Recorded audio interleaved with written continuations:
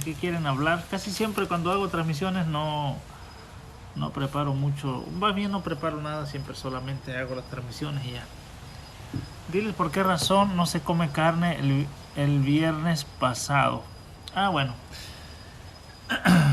crecí católico y mi esposa es cristiano. El tiempo de Cuaresma, bueno, yo voy llegando de misa, gracias a Dios. Bueno, ¿por qué no se come carne los viernes? Pues la iglesia nos enseña que como el viernes es el día que Jesucristo murió, pues por respeto, si se le puede decir así, ¿cómo decirles? Jesucristo derramó su sangre por nosotros un viernes, entonces pues se puede decir en memoria de eso, o en respeto a eso, es que no se come carne, ¿no? Y bueno, el tiempo de Cuaresma tiene un mal concepto dentro de la iglesia, porque mucha gente cree que la Cuaresma es un tiempo para aguantarse las ganas de algo, para dejar algo, y pues acabándose la Cuaresma uno vuelve a su rutina normal. Eso es un concepto muy erróneo de lo que es la Cuaresma. Si bien es cierto que la Cuaresma es un tiempo donde uno pues entra en abstinencia, en ayuno, en más oración, qué sé yo, eso es algo que deberíamos hacer a lo largo de todo el año, no solamente en el tiempo de Cuaresma, pero la Cuaresma siempre es un buen principio, es como una motivación extra, ¿no? de tener un encuentro con Dios, vaya, más profundo.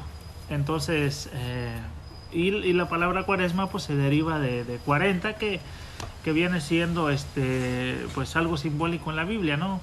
40 días del diluvio, 40 años del pueblo de Israel en el desierto, 40 días de Moisés en el monte Sinaí, me parece que es.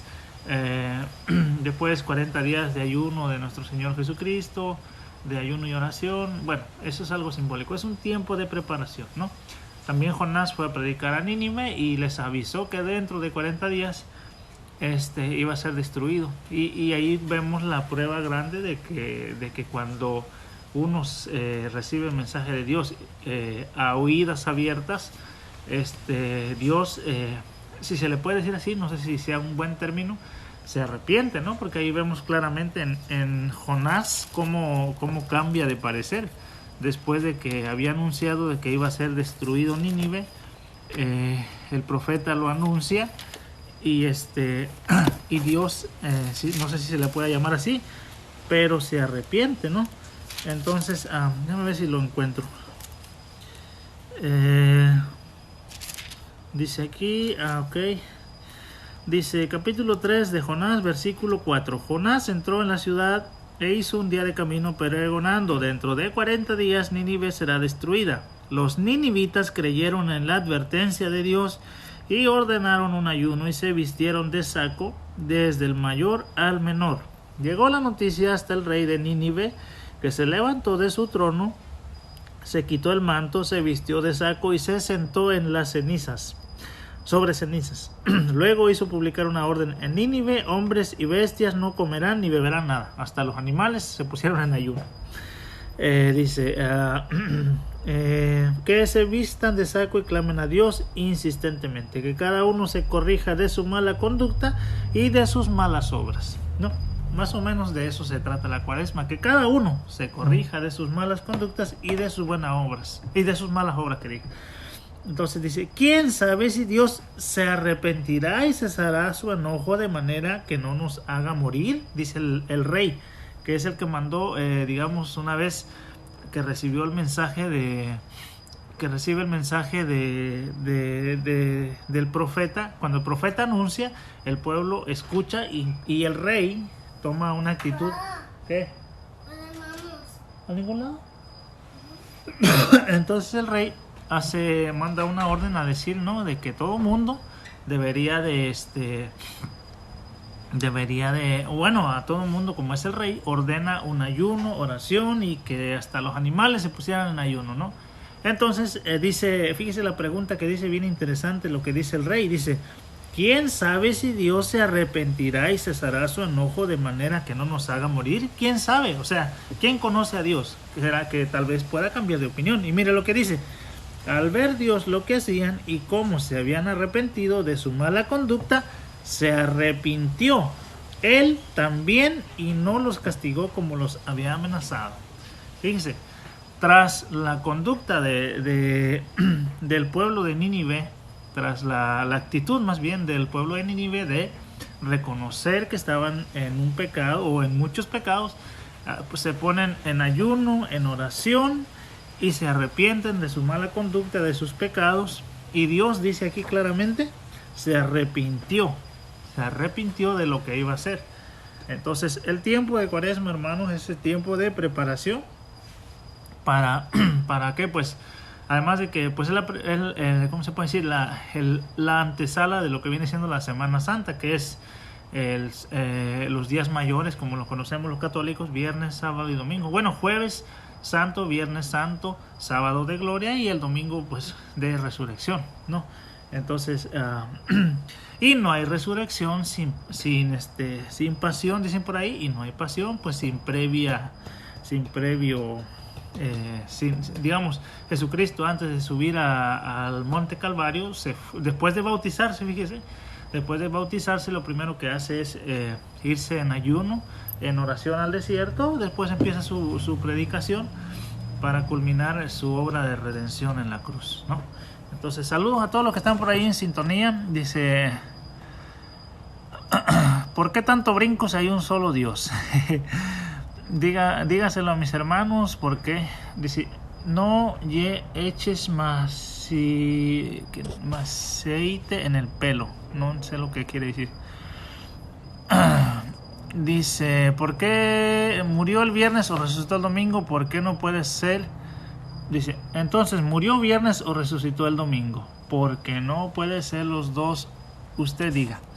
Pues Jesucristo dice que murió el viernes a las 3 de la tarde y resucitó al tercer día, ¿no? Como le dije, no he investigado a profundidad lo que usted me estaba diciendo, pero ya lo voy a investigar, no se preocupe. No lo pongas aquí porque mira cómo es este mantel. Dice, ok, vamos a seguir entonces. Hola. Te vas a caer. Hola. Quita eso porque vas a embarrar la mesa. No. Vete. No. Te dije que te iba a quedar conmigo, pero no me iba a estar haciendo estorbo aquí. Travesuras. Ya. Hola. Ya saludaste, ahora ya vete. No te lo metes a la boca, eso está sucio. Hola. Hola. Dice que estás muy lindo, dice. Pero es bien travieso. Eso no saben, que eres muy travieso. Sí. Ok, vamos, voy a seguir. Estoy leyendo. Sí, dice. De hecho, sí.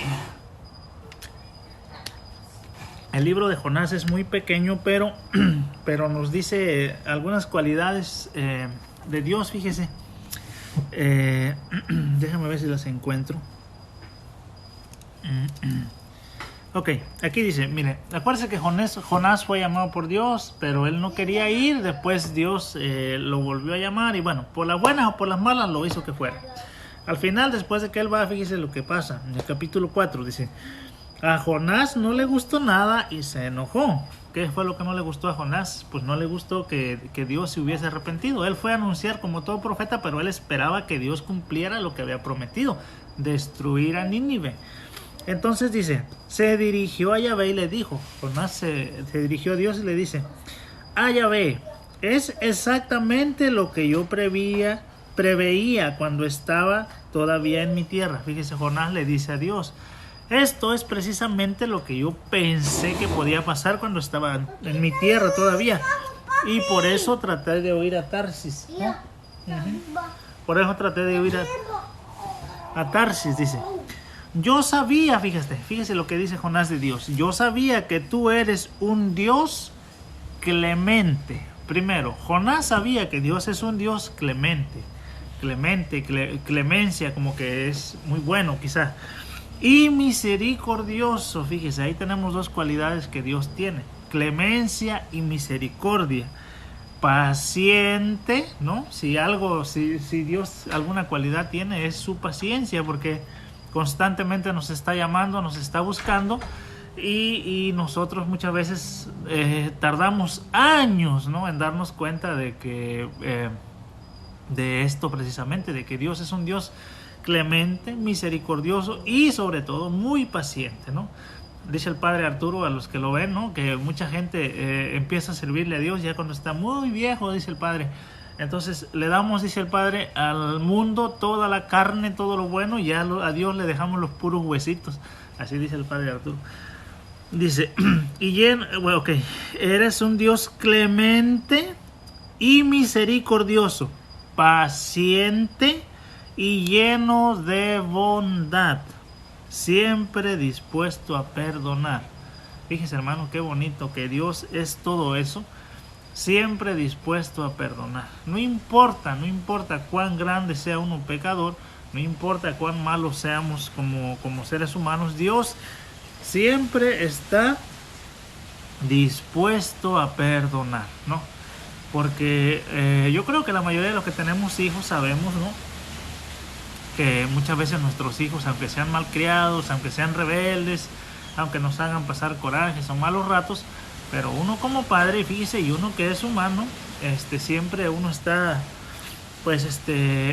dispuesto a perdonar cualquier ofensa de nuestros hijos. Imagínese ahora cómo es de grande Dios, ¿no? Que pues Él nos creó y es, dice, clemente, misericordioso, paciente y lleno de bondad, siempre dispuesto a perdonar. Fíjese lo que dice, lo que contesta Dios, dice: Yahvé le contestó: Jonás, ¿crees tú que tienes razón para enojarte así? Fíjese, Jonás se había enojado con Dios porque Dios no destruyó a Nínive. Pero ¿qué nos da a entender esto, hermano? También esto nos puede decir de que muchas veces hay gente muy mala y que uno no quisiera, ¿no?, pero uno espera que, pues, como son muy malos, Dios les castigue terriblemente, ¿no? O sea, tú no le deseas un malo quizás a un asesino, pero tú sabes que no, por haber actuado mal, dices, no, pues hay Dios que haga con él su voluntad, asumiendo que pues al haber sido malo Dios lo va a castigar. Sin embargo, fíjese la pregunta que Dios le hace a Jonás. Dice: ¿crees tú que tienes razón para enojarte así? O sea, como diciendo, ¿quién eres tú para juzgarme? Si Dios dice, yo soy un Dios clemente y misericordioso, siempre dispuesto a perdonar. Y además todos somos hijos de Dios, ¿no? Ahora, yo escuché una charla una vez de Cristian Huerta y me aclaró muchas dudas, porque mucha gente dice pues que cristianos, protestantes o católicos incluso, hay gente que no le gusta que digamos, yo me han escrito en comentarios, hay gente que me dice: hermano, no me digas hermano, yo no soy tu hermano, asumiendo de que yo no soy su hermano, porque ellos dicen, los que me han comentado, que ellos son hijos de Dios y que yo no soy hijo de Dios, ¿no? Ellos asumiendo que pues uno no está en la verdad, ¿no? Por eso lo dicen. Ahora bien, todos somos hijos de Dios, hermano, porque Dios nos creó a su imagen y su semejanza. A su imagen de Él nos creó. Si bien es cierto que somos hechos a su imagen, muchas veces de lo que sí nos apartamos es de la semejanza de Dios, porque la semejanza de Dios es que debemos imitar a Dios, ¿no?, en las cosas buenas, y pues muchas veces no lo hacemos, obviamente siempre por el pecado nos apartamos de Dios, y pues no somos semejanza de Dios, pero de que somos hijos de Dios, somos hijos de Dios. Ahora, hay un pasaje donde dice que pasamos a ser hijos adoptivos de Dios a través de incorporarnos al cuerpo de Cristo a través del bautismo, ¿no? Así lo dice su palabra. Entonces dice: pero Jonás salió de Nínive y se hizo una cabaña al este de la ciudad para ver lo que sucedería a la ciudad. Entonces Yahvé Dios hizo brotar una planta de ricino que creció por encima de Jonás para dar sombra a su cabeza y así calmarlo de su enojo. Jonás tenía la cabeza muy caliente, por eso Dios le hizo salir un árbol alrededor de su cabaña para que le diera sombra y para que se relajara un poco, para que se le bajaran los humos. dice, entonces Jonás se alegró mucho por la planta, pero al día siguiente, al amanecer, Yahvé mandó un gusano que malogró la planta y la secó. Al salir el sol, Yahvé hizo soplar el viento caliente desde el este. El sol acaloró tanto a Jonás que éste se desmayó. Se deseó la muerte y dijo, mejor es morir que vivir. Esa es la actitud de alguien que tiene depresión, de alguien que está, digamos, encerrado quizás en sí mismo, que dice, pues ya no tengo solución. O sea, ya mi vida no tiene ningún futuro, ya yo hice lo que Dios me pidió y sin embargo, pues aquí estoy, mira, pasando calores, pasando dificultades. Lo mejor, dice Jonás, mejor es morir que vivir. Entonces Yahvé le preguntó, ¿te parece bien enojarte por este ricino? O sea, Dios le pregunta si se había enojado por lo del árbol. Jonás respondió, sí, tengo razón para estar enojado hasta el punto de querer morir. Fíjense que hay gente que a veces dice, no, que ¿cómo se llama? Que Dios a veces es el culpable de nuestras desgracias, y no es así, no es así. Me manda un saludo para digo, católico ignorante, futuro protestante. No entendí lo que dijo, pero bueno, un saludo. ¿De qué es el tema? De nada es el tema, empezamos conversando y empezamos hablando un poquito de la Cuaresma y me tocó agarré esta lectura de Jonás, ya la estamos terminando, era el capítulo 3 y 4, entonces ya estamos terminando. Dice, sigo leyendo. Dice, Yahvé dijo, te afliges por un ricino y que no te ha costado trabajo alguno y que no has hecho crecer, que en una noche ha nacido y en una noche ha muerto. Fíjese, Dios le dice a Jonás, o sea, estás bien molesto porque en una noche el árbol nació y estabas muy contento por ello. Al otro día el árbol murió y te molestaste por eso, al grado de que quieres morir en vez de vivir. Como diciéndole, ¿quién eres tú? Como se lo dijo en alguna ocasión a Job. No, Dios se lo dijo a Job. ¿Acaso tú haces salir el sol del cielo? ¿No? Como retándolo, ¿no? Entonces dice, ¿cómo? Pues yo no voy a tener lástima de Nínive, la gran ciudad donde hay más de 120,000 personas que no saben distinguir el bien y el mal y gran cantidad de animales. Fíjese, allí termina el profeta Jonás con esa pregunta de Dios hacia Jonás, diciéndole, ¿cómo vas a creer que yo voy a dejar que esas más de 120,000 personas se mueran, sean destruidos, si se arrepintieron? Si eso es lo que Dios quiere, hermano, que nosotros nos convertamos, que nos arrepentamos y que al final de cuentas, hermanos, lo más importante yo creo que podemos sacar de esta conclusión, la conclusión de este breve compartir es, Dios es un Dios clemente y misericordioso, paciente y lleno de bondad, siempre dispuesto a perdonar. Solo ese pasaje da para una charla completa, porque lo podemos ver, hermano.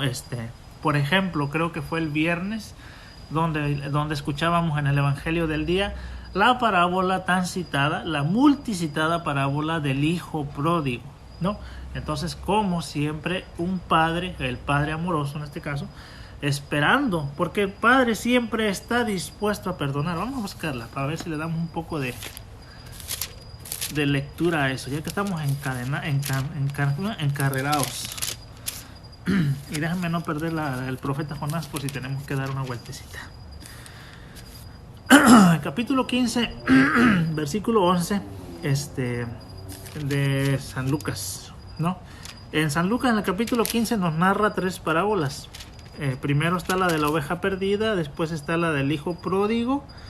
A ver. La oveja perdida y la del hijo pródigo. Sí, son 2 parábolas.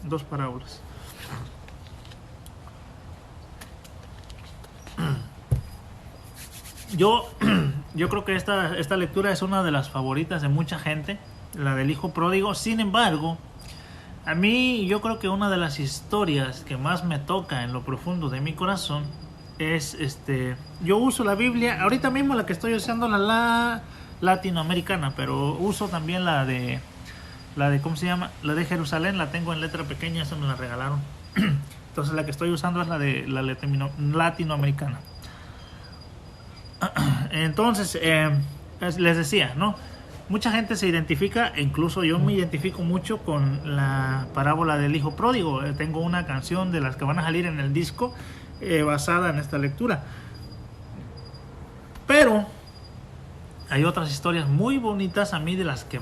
Esta es yo creo como la segunda favorita mía. Hay una que es la favorita mía, que se encuentra en el libro de Génesis, que es el reencuentro de José, el gobernador de Egipto, el hijo de Jacob, y sus hermanos. Y ese momento en el que les dice que es su hermano y se perdonan y todo eso, es muy bonito, es muy emotiva esa lectura. A mí me gusta mucho. Incluso creo que un poquito más que del hijo pródigo. Pero bueno, ya la tenemos aquí, así que vamos a comentar un poquito de qué se trata esta lectura. Bastante larga, por cierto. Es hasta el 36, hasta el 32. 11:32 de San Lucas, capítulo 15. Jesús continuó.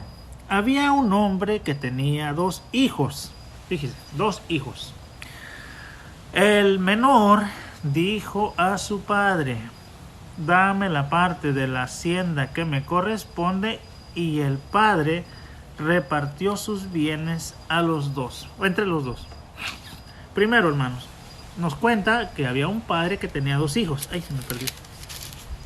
Dice, y hace una aclaración, dice, el menor. Es importante lo que dice cuando dice que es el menor. ¿Por qué? Porque es el hijo más pequeño. Pero vamos a ver por qué. Ahora dice, le dijo a su padre, dame la parte de la hacienda. En otros relatos dice la parte de la herencia que me corresponde. Y el padre repartió sus bienes entre los 2. Aquí no dice nada si el padre le cuestionó, que para qué la quieres, que si sí, que si no.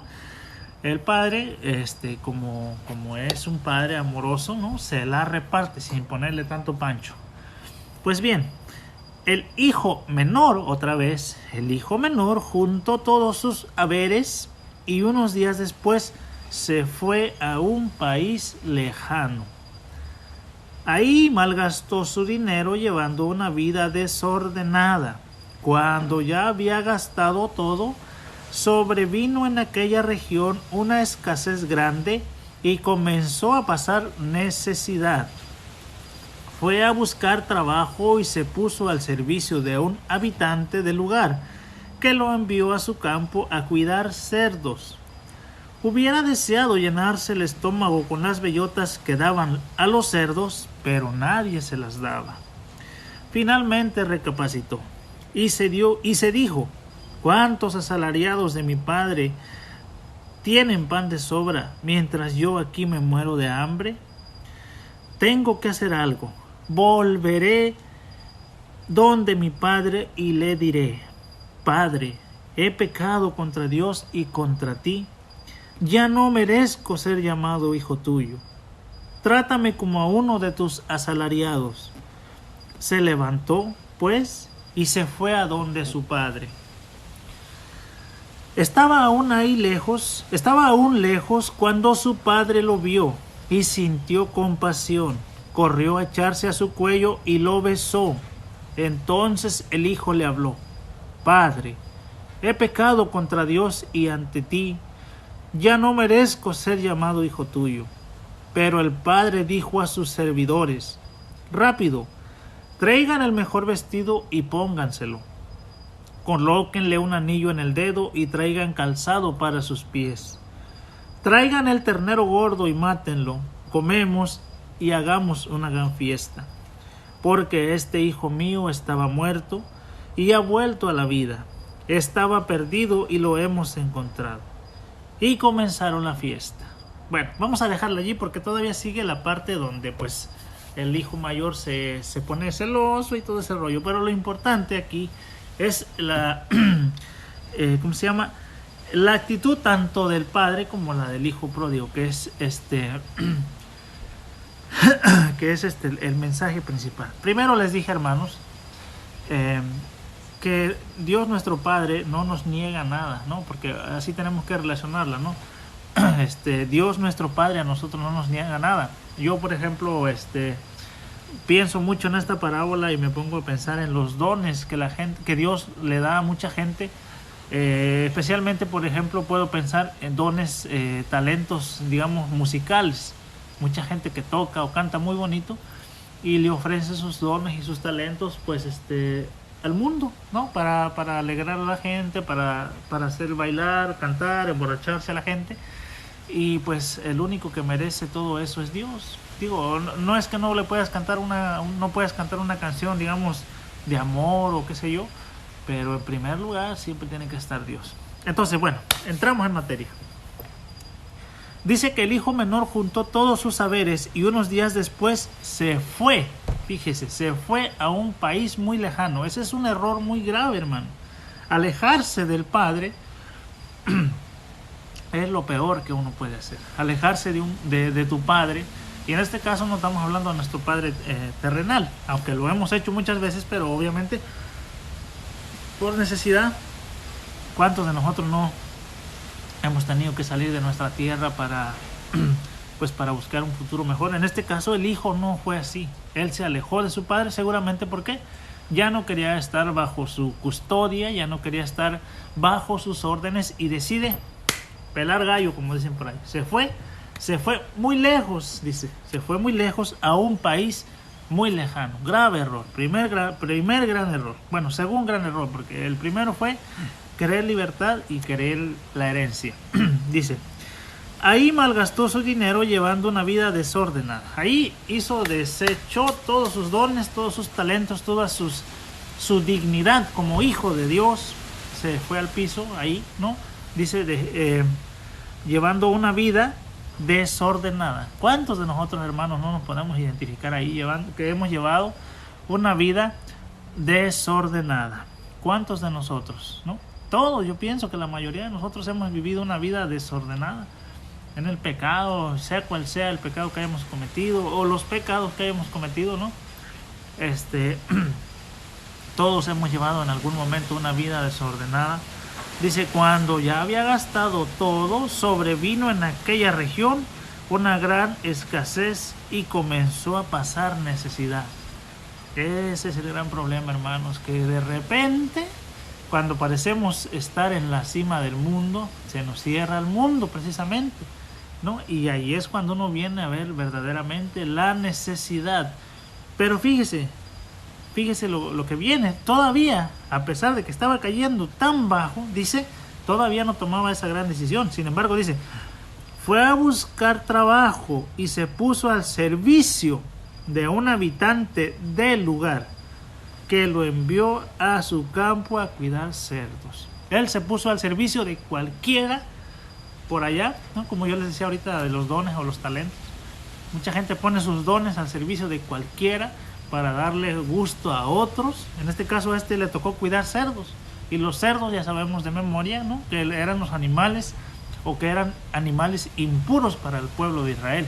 O sea que cuidar cerdos para un israelita o para un judío era de lo más bajo.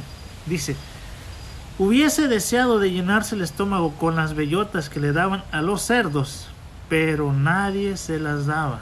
Fíjese, hermano, de verdad que ese grado de desesperación cuando uno anda en el pecado, ya que uno ya no sabe ni qué hacer, a veces cae en este grado de desesperación. Pero miren, esta es la parte importante. Aquí es donde está la clave. Finalmente, dice, recapacitó y se dijo, gloria a Dios por este momento, ¿cuántos asalariados de mi padre tienen pan de sobra? Es muy importante tener memoria, hermanos. El recordar esos momentos, ¿no? Él empieza, digamos, a retroceder, a hacer conciencia de lo que había dejado adentro en la casa de su padre. Dice, empieza a recordar, ¿cuántos asalariados de mi padre tienen pan de sobra? Ni siquiera dijo allá en la casa de mi padre, ¿cuántos asalariados? Es decir, los empleados de su padre vivían una vida mucho más digna de la que él estaba viviendo. Eso es motivo de tristeza en ese momento para él. Dice, mientras yo que aquí me muero de hambre. Híjole, hermano. Pero fíjese la actitud de él. tengo que hacer algo, dice. Tengo que hacer algo. Qué buena actitud de este muchacho. Y por eso les decía, es importante que dice aquí que es el hijo menor, porque había un hijo mayor que el hecho de la edad, en este caso, no representa madurez. Este hijo menor se fue tal vez inmaduro, pero ¿cómo vuelve? Como un hombre muy maduro, porque después el que muestra inmadurez es el hijo mayor. El que dice, ese hijo tuyo, ese es el hijo mayor, el que dice, ese hijo tuyo. Y sin embargo el hijo menor regresa con una actitud humillante, o sea, de humillación. Dice, ¿cuántos asalariados de mi padre tienen pan de sobra, mientras yo aquí me muero de hambre? Tengo que hacer algo. Volveré donde mi padre y le diré. Volveré donde mi padre. Fíjese qué bonito, hermano. Volveré donde mi padre y le diré.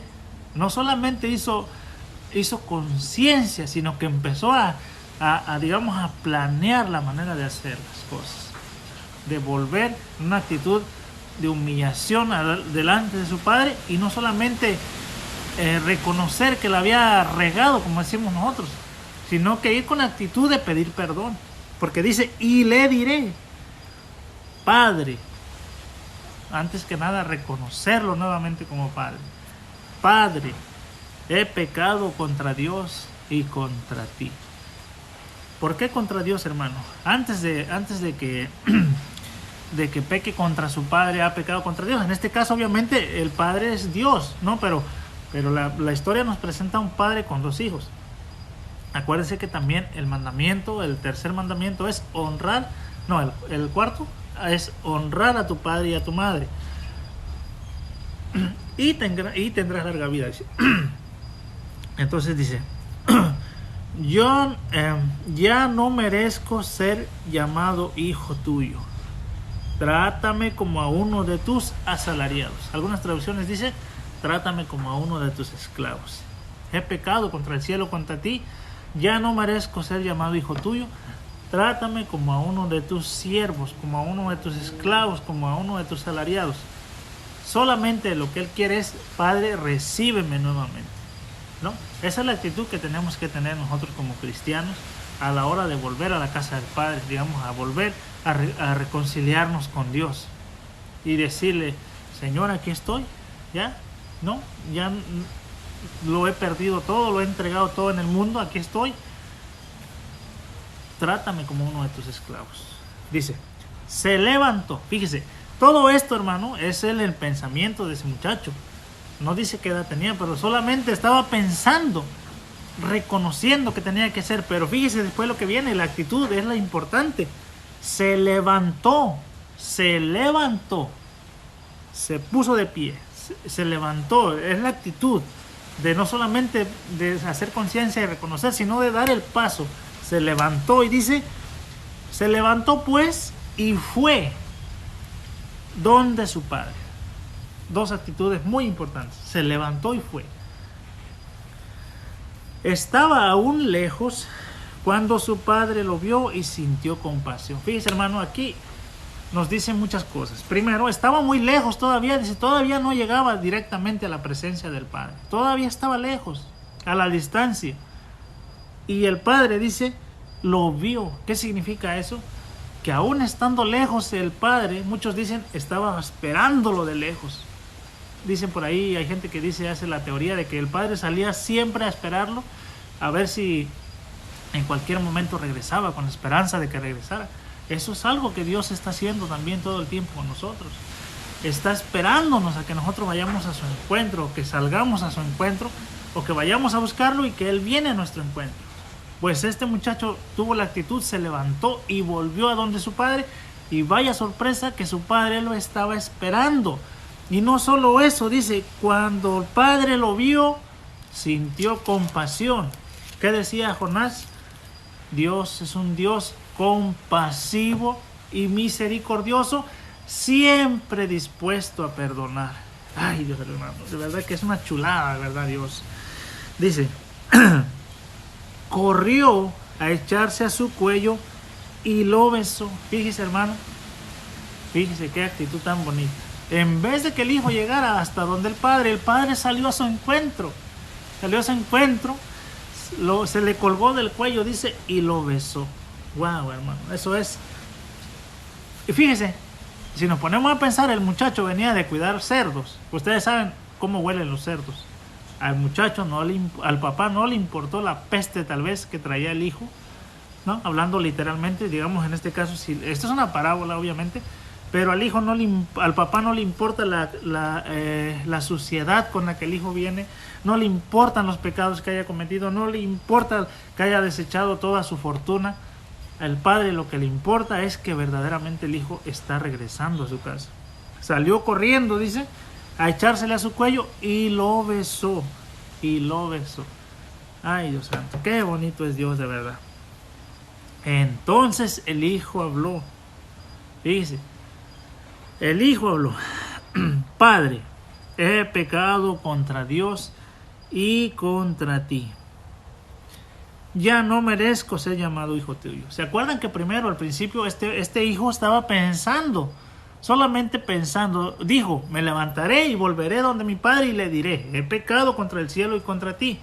Pero aquí, hermano, ya no está pensando. Aquí el hijo ya está actuando verdaderamente, porque dice: entonces el hijo habló: Padre, he pecado contra Dios y ante ti.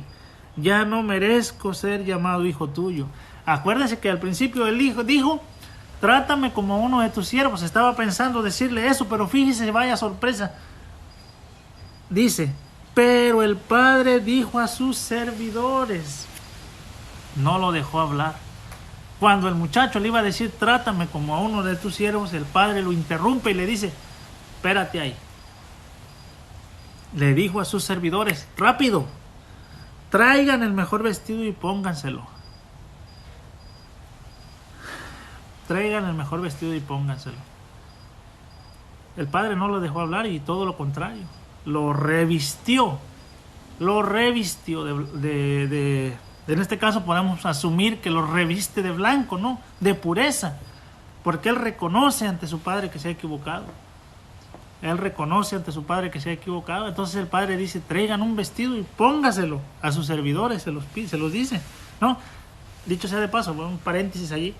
Aquí se puede asumir también que esto se trata un poco de la confesión, porque el padre había dicho: te perdono, ves y cámbiate. No, el padre lo que dice a sus servidores: traigan un mejor vestido y pónganselo.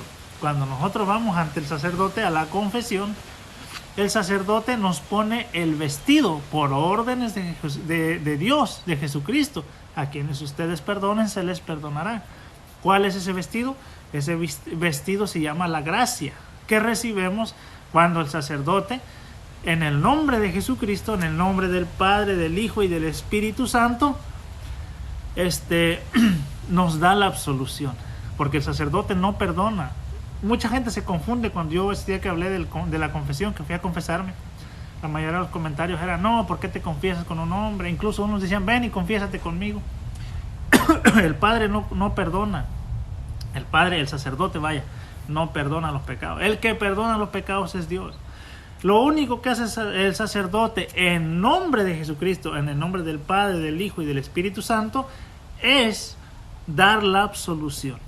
Pero todo eso lo que lo hace, el que lo hace es Jesucristo, que es el único capaz de poder perdonar pecados, ¿no? Entonces aquí habla de la confesión, hermano. ¿Quién es el que no? ¿Por qué el padre no dijo: ves a bañarte y y cámbiate?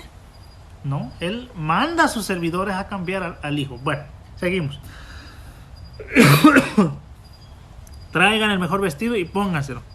Colóquenle un anillo en el dedo y traigan calzado para sus pies. El anillo simboliza alianza. O sea que hagamos una nueva alianza. Y colóquenle y traigan calzado para sus pies. Bueno, creo que para el pueblo de Israel andar descalzo significaba andar en la ¿cómo se llama? Igual sí, el calzado significa símbolo de andar. Cuando alguien no traía calzado, me decía alguien que estar descalzo es estar digamos, sin la gracia de Dios, algo así. Ya me hice un poquito bola, pero en fin. Dice, traigan al ternero gordo y mátenlo, comamos y hagamos fiesta. Dijo Jesucristo en una ocasión. Hay más, bueno, precisamente creo que es en esta lectura. Dice, porque hay fiesta cuando un arrepentido se convierte, que 100 justos que están pues caminando en la gloria de Dios. Cuando un pecador se convierte, hay más, ¿cómo se llama? Hay fiesta en el cielo cuando un pecador se convierte. Dice, porque este hijo mío estaba perdido y ha vuelto estaba muerto y ha vuelto a la vida. Estaba perdido y lo hemos encontrado. Y comenzaron la fiesta. Así es, hermano. Cuando uno está en pecado, uno está literalmente o espiritualmente muerto, hermano. ¿Sí? Aquí lo vemos claramente. Muerto en el pecado, muerto en el alejado de Dios. Y este hijo, al reconocer, no solamente al hacer conciencia, reconocer, sino a dar el paso de volver a la casa de su padre y pedir perdón, ha vuelto a la vida, dice. Entonces aquí ya es donde entra el hijo mayor.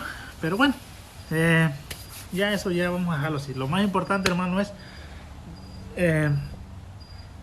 que Dios es un Dios compasivo, dijo Jonás, un Dios compasivo y misericordioso, lento a la cólera y siempre dispuesto a perdonar. Así que ustedes, 14 personas que están viendo este video, que alguna vez hayan cometido un pecado y que digan, ay, Dios no me va a perdonar, o conocen a alguien que diga, ay, Dios no me va a perdonar por eso, hermano, Dios sí perdona.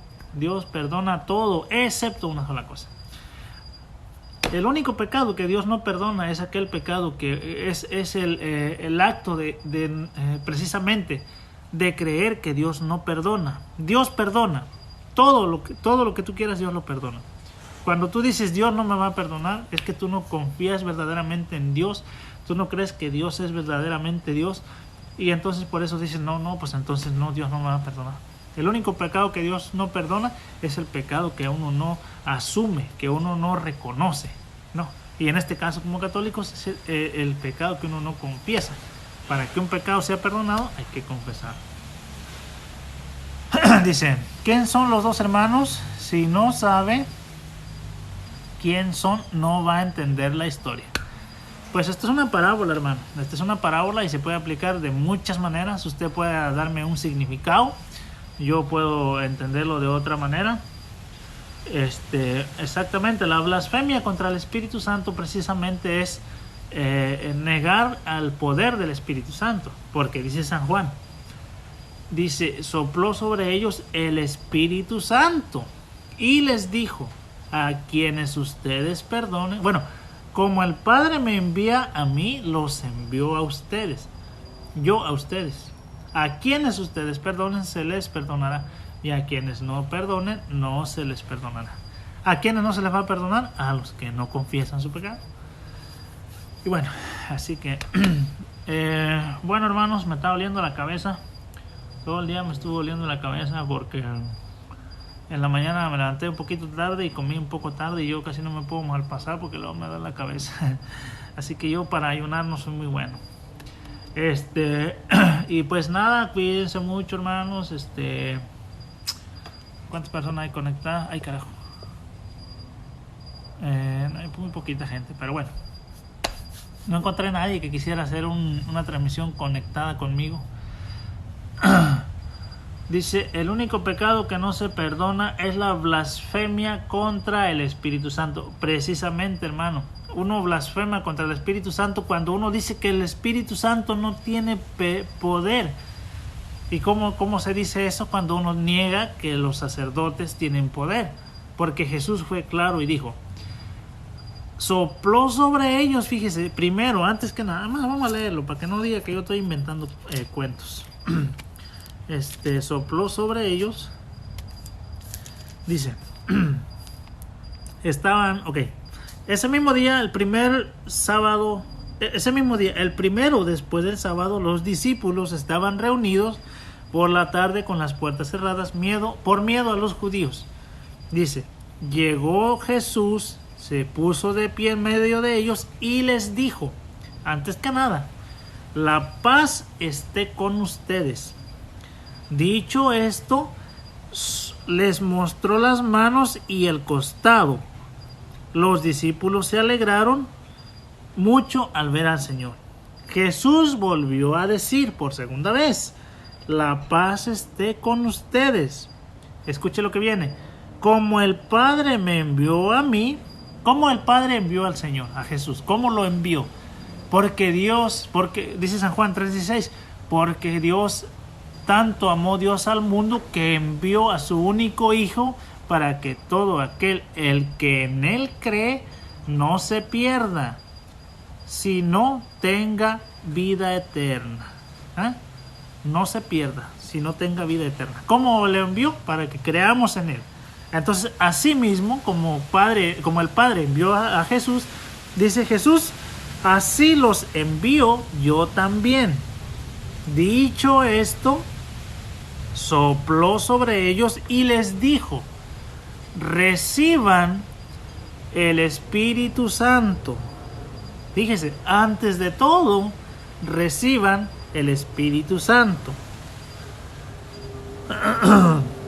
A quienes descarguen de sus pecados, dice esta traducción, a quienes descarguen de sus pecados serán liberados, y a quienes no se los retengan, a quienes se los retengan, se les serán retenidos. Fíjese, todo esto es bajo la acción del Espíritu Santo. Sopló sobre ellos y les dijo, reciban el Espíritu Santo. A quienes ustedes perdonen, dicen las traducciones más correctas, se les perdonará. A los que no se les perdone, no se les perdonará. ¿Cuál es el pecado que no se perdona? El pecado que no se confiesa, porque no se cree que el Espíritu Santo obra a través de los sacerdotes. Y fíjese, para muestra un botón, y aquí voy a meter con todo respeto a mis hermanos protestantes, aquí lo voy a representar con uno de los discípulos. Dice, Tomás, uno de los 12, llamado el mellizo, no estaba con ellos cuando vino Jesús. Fíjese, no estaba con ellos, igual que usted que está comentando, igual que yo no estaba, porque es muy difícil de creer. Entonces vamos a ver cómo Tomás nos representa, porque él no estaba y nosotros tampoco estábamos. ¿Cómo vamos a creer que un hombre tiene poder de perdonar pecados? ¿Cómo va a ser posible? Entonces vamos a ver cómo Tomás nos va a representar.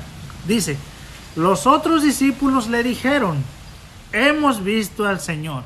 Fíjese, cuando dice hemos visto al Señor, seguramente le contaron todo lo que había pasado. Le han de haber dicho a Tomás, fíjate que el Señor sopló sobre nosotros y fíjate que nos dijo que a quienes les perdonemos los pecados se les perdonarán. ¿Tú crees? Fíjense, todo eso se lo dijeron porque dice, le dijeron, hemos visto al Señor. ¿Ustedes creen que solamente le dijeron eso? No, le dijeron todo lo que Jesús les había dicho.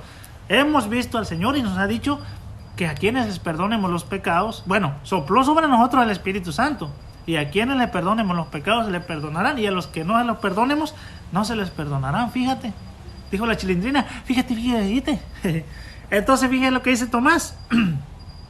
Dice, pero él contestó, dice, hasta que no vea la marca de los clavos en sus manos, no meta mis dedos en el agujero de los clavos y los introduzca mi mano en la herida de su costado, no creeré. Dice, Tomás está igual que los protestantes, quieren ver para creer. Nosotros los católicos no necesitamos ver para creer, porque basta que Jesús lo haya dicho. Jesús dijo, a quienes ustedes perdonen se les perdonará, y a quienes no perdonen no se les perdonará. Y Tomás se negaba a creerlo porque él no estaba presente, porque él prefería, como los protestantes, ver las llagas de Jesucristo para poder creer. Él decía, yo necesito ver para creer. De ahí es donde viene esa frase. Y fíjese lo que dice Jesucristo. Dice, 8 días después, los discípulos de Jesús estaban otra vez en casa y Tomás estaba con ellos. Ahora sí estaba Tomás. Entonces dice, estando las puertas cerradas, Jesús vino y se puso en el medio de ellos. Les dijo, la paz esté con ustedes. Entonces dice, después dijo a Tomás, fíjese, a Tomás, acuérdese que Tomás nos está representando. Pon aquí tu dedo y mira mis manos. Extiende tu mano y métala en mi costado. Fíjese, nosotros estamos representando a Tomás. Jesús nos dice, mete tu dedo en mi llaga, en mi mano, lastímame si quieres, lastima mi costado, deja de negar y cree. Híjole, hermanos, esas son palabras fuertes que Jesús nos dice, o les dice más bien a los que no creen. Deja de negar y cree.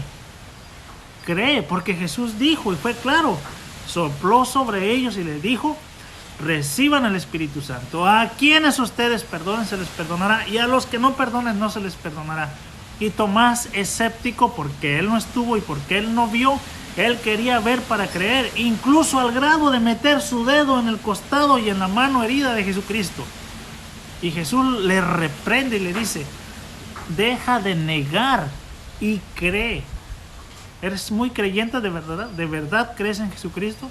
Si crees verdaderamente en Jesucristo, tienes que creer esto. Si no crees en esto, hermano, entonces no eres un creyente verdadero. Tú no le crees a Jesucristo. Deja de creer, deja de negar y cree. Tomás exclamó, fíjese cuánta humildad encontró Tomás aquí. Dice, tú eres mi Señor y mi Dios, dice Tomás. Jesús replicó, crees porque has visto. Felices los que no han visto pero creen.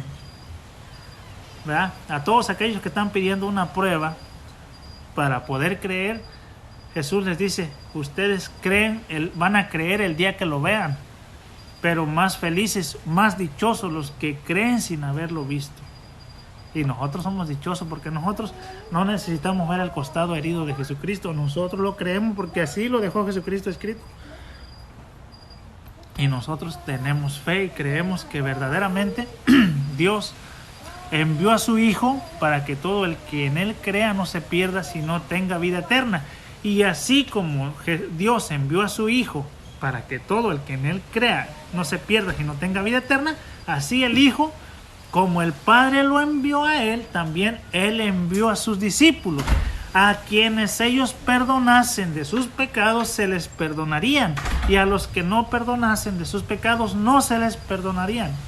Y para muestra tenemos un botón que se llama Tomás, que no estaba presente, que no escuchó las palabras de Jesús, que se negaba a creer que había poder en los hombres para perdonar pecados, y Jesús le reprende y le dice, mira, lastímame, méteme tus dedos en mis manos heridas, méteme tu mano en mi costilla herida, lastímame si quieres, pero deja de negar y cree.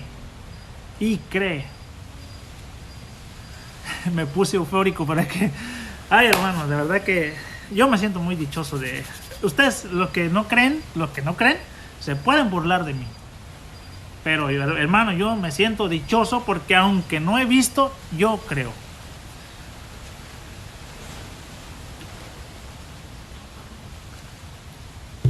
Dice mi hermano que los hombres no tienen poder para perdonar pecados. Pues fíjese que los hombres sí tienen poder para perdonar pecados. Déjame ver si lo encuentro.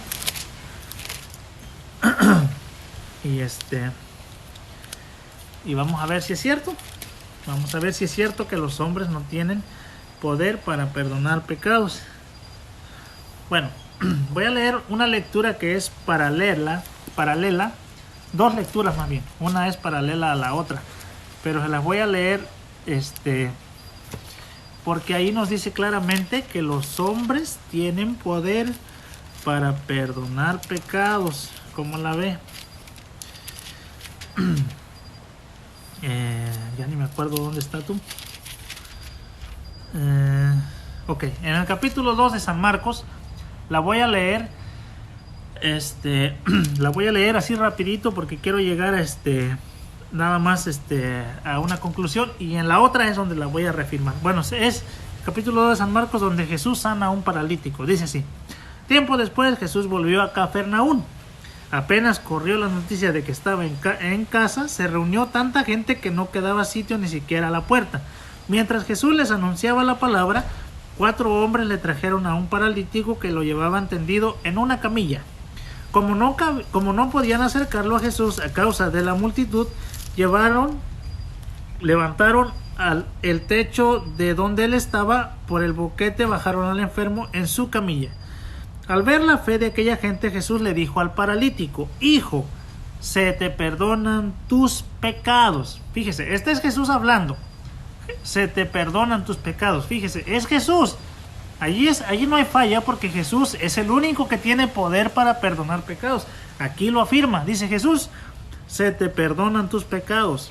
Estaban allí sentados los maestros de la ley y pensaron en su interior: ¿cómo puede decir eso? Fíjese, así dicen los protestantes. ¿Cómo es posible que tengan poder para perdonar pecados? Ahorita vamos a ver que sí.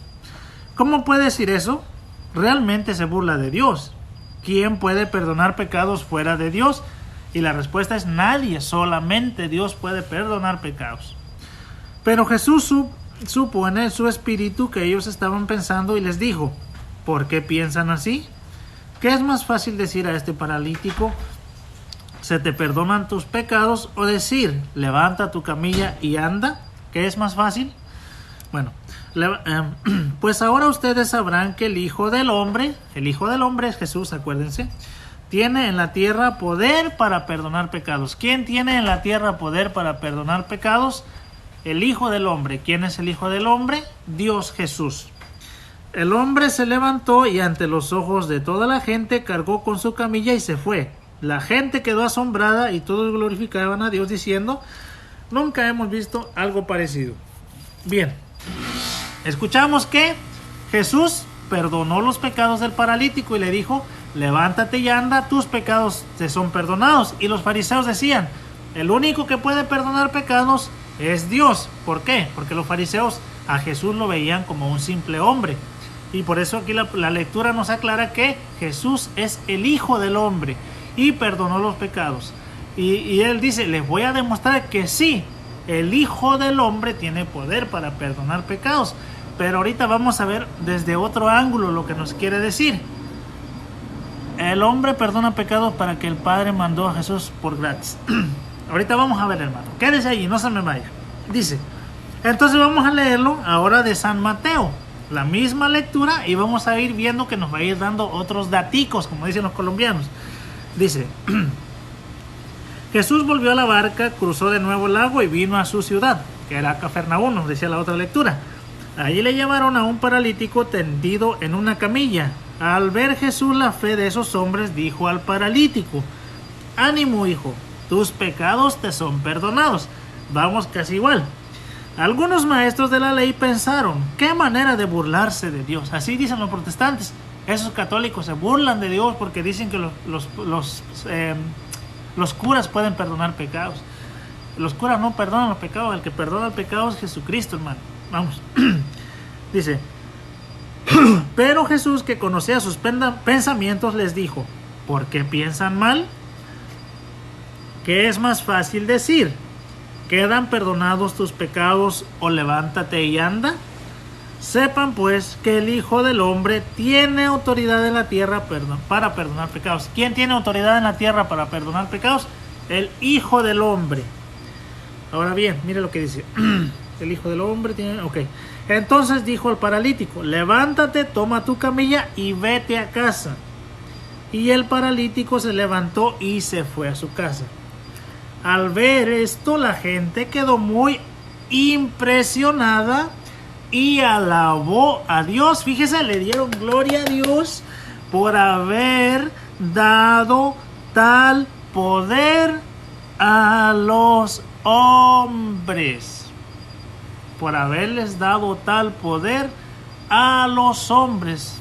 El Hijo del Hombre es Jesucristo, pero Jesucristo delegó ese poder. Como el Padre me envió a mí, así los envió a ustedes.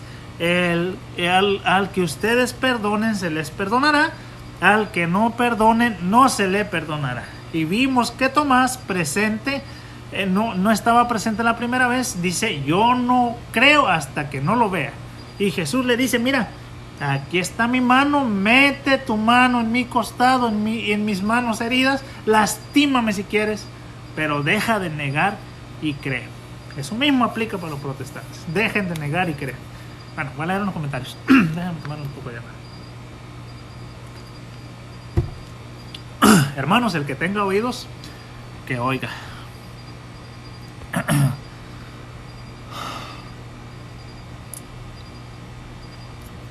Hermano, mire, yo no me estoy contradiciendo. El único que perdona los pecados es Jesucristo, el Hijo del Hombre. Pero Él delega ese poder. Y cuando el sacerdote no perdona los pecados. Él no los perdona. El que los perdona es Jesús. Pero como Jesús físicamente ya no está con nosotros, Él delegó la autoridad de perdonar a los sacerdotes. Pero ellos no perdonan en su nombre. Dicho sea de paso, no sé si usted alguna vez fue católico, no sé si alguna vez usted se confesó, pero en la confesión, cuando usted termina de confesarse, el sacerdote dice, ¿cómo dice? A ver, se me olvidó. Y yo, bueno, dice una oración, pero no me acuerdo, pero dice, y yo te absuelvo, dice el Padre, yo te absuelvo, el Padre te absuelve de tus pecados, pero no en su nombre, en el nombre del Padre, del Hijo y del Espíritu Santo. En el nombre del Padre y del Hijo y del Espíritu Santo. Así es como se perdonan los pecados. Pero no es el Padre, no se equivoque, no es el Padre que perdona, es Dios, Jesucristo. Dice, una pregunta, entonces los pastores también tienen el poder de perdonar pecados. Ah, mire qué buena pregunta, hermano. Y su respuesta es no. Los únicos que tienen autoridad para perdonar pecados es el sacerdote. ¿Por qué? Porque mira, hermano, cuando los 12 apóstoles estaban presentes en ese momento que Jesús les dice eso, les da la autoridad y la potestad a los sacerdotes de, en el nombre de Jesucristo, en el nombre de la Trinidad Santa, perdonar pecados. Entonces, cuando los apóstoles van haciendo discípulos, ¿cómo los ordenan? ¿Cómo los digamos, los hacen sacerdotes o diáconos o presbíteros o obispos? A través de la imposición de las manos es como se transmite el Espíritu Santo. Entonces, para poder perdonar pecados se necesita la sucesión apostólica por imposición de manos. Los únicos que tienen sucesión apostólica son los sacerdotes. Porque si usted busca, por ejemplo, ¿cómo se llama? Vaya a un párroco, a un sacerdote, en la iglesia que usted quiera, católica, pero obviamente, vaya al nombre del sacerdote, busque, dígale, ¿quién te ordenó sacerdote? Va a decir, tal obispo. Vaya donde el obispo, dígale, ¿quién te ordenó sacerdote? Tal obispo. Y si sigue así, hermano, va a llegar de manera ininterrumpida hasta los apóstoles. Entonces, los únicos que tienen poder para perdonar pecados son los sacerdotes, porque son ordenados por un obispo, y los obispos de manera sucesiva traen la sucesión apostólica. Papi, dile a tu mamá, estoy ocupado. Corre, dile, mamá. A ver, dice, da al baño ahorita, pues. Dice, dijiste que el hombre, que Jesús, y ahora dices que los sacerdotes. A ver, hermano, yo no sé si usted no me entiende o no me estoy explicando.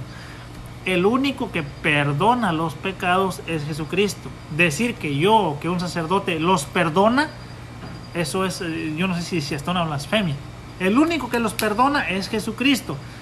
Pero Jesucristo delegó, digamos, ese ministerio a los sacerdotes. Ellos hacen el labor de Jesucristo, pero no es el sacerdote el que perdona. A ver si me explico. Si no me entiende, ya no es mi culpa. Yo se lo estoy explicando clarito. El Padre no te va a decir, ok, yo fulano de tal te perdono en el nombre mío.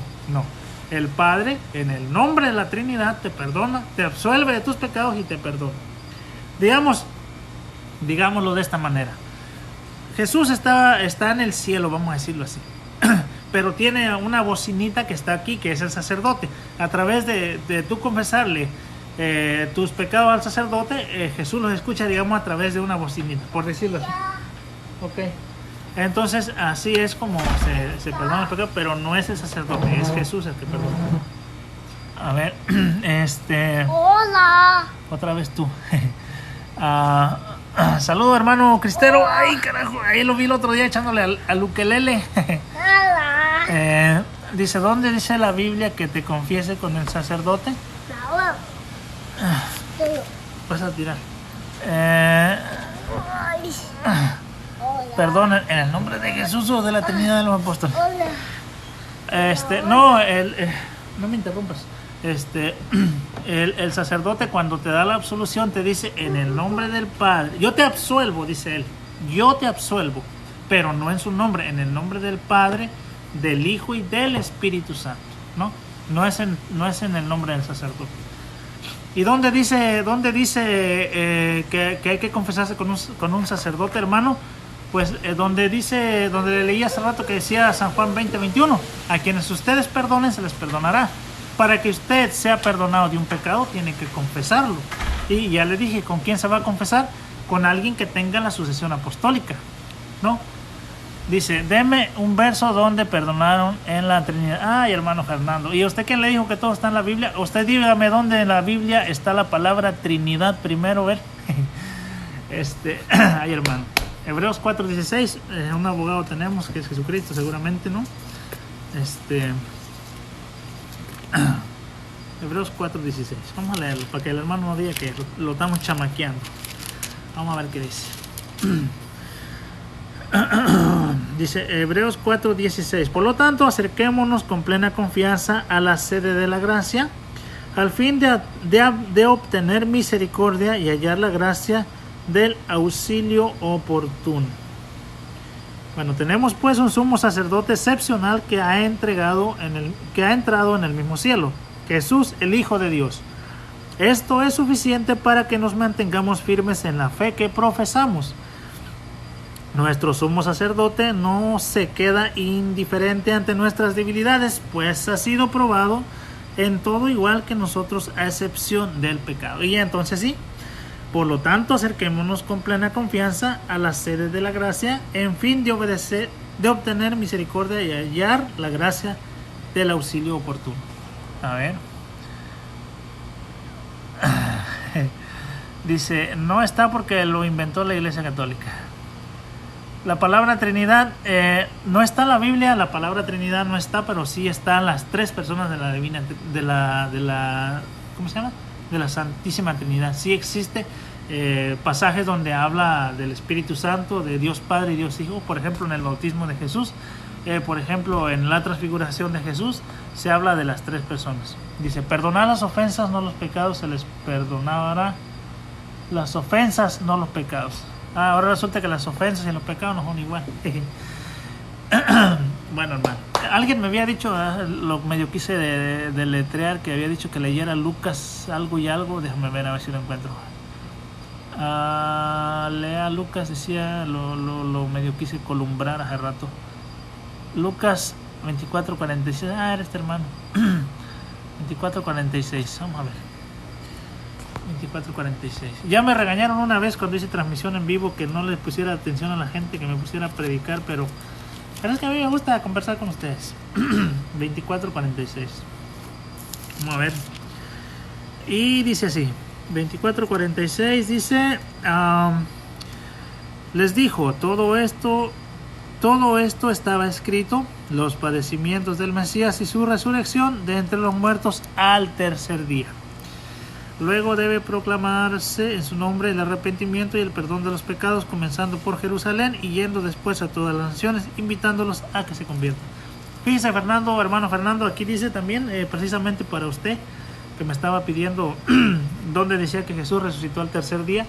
Aquí dice, mire, sin querer queriendo me la dio un hermano, dice que todo estaba escrito, los padecimientos del Mesías y su resurrección de entre los muertos al tercer día.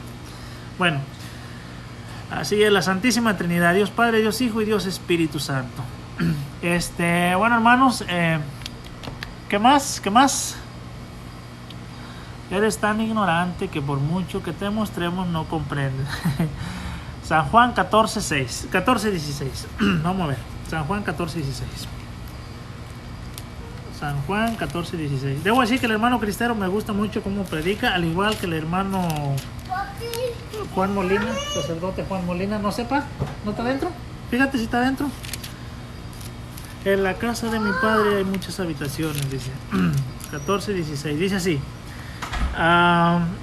Y yo rogaré al... Ok, cierra.